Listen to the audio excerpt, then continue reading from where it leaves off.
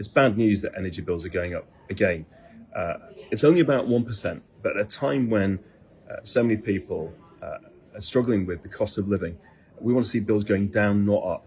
Octopus has proposals to reform the energy market that could deliver that. If you're struggling, please get in touch.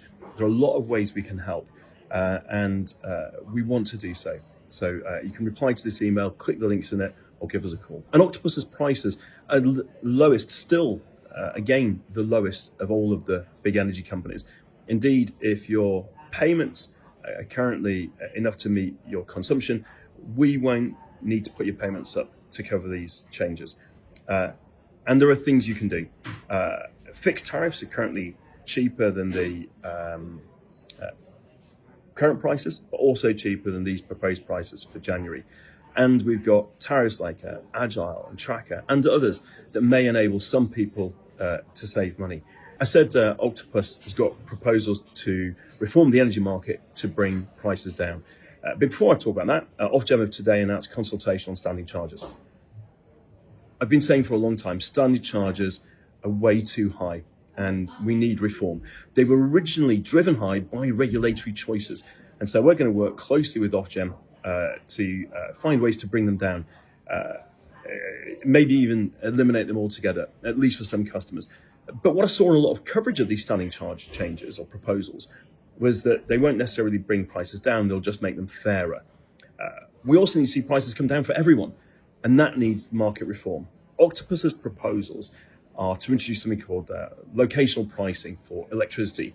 What it means is that we'll set the price according to supply and demand in each region. It would bring down costs in every region and would help disconnect our electricity price from our gas prices. And the way it would bring prices down, it was to help reduce waste. Today, we spend millions of pounds a day sometimes as a country paying wind farms not to generate. Instead, that electricity should be sold cheaply or even given away to local people. If we did this, we'd have a much more efficient energy system.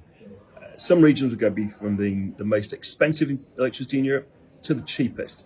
That's not just good for families and households, but crucial for the millions of businesses in Britain that struggle with high energy charges too. And it would reduce costs everywhere.